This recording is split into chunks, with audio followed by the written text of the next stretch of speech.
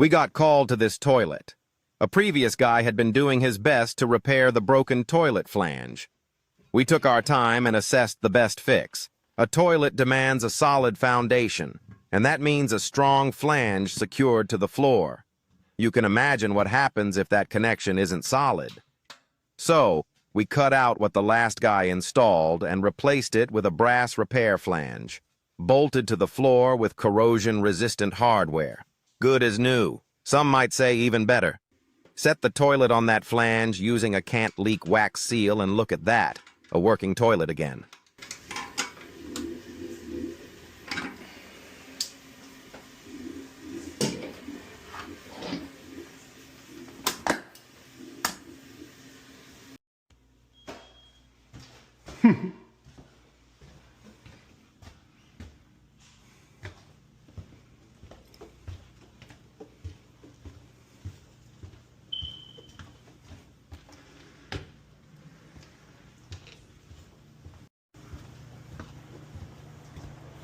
Always the freshest plumbing.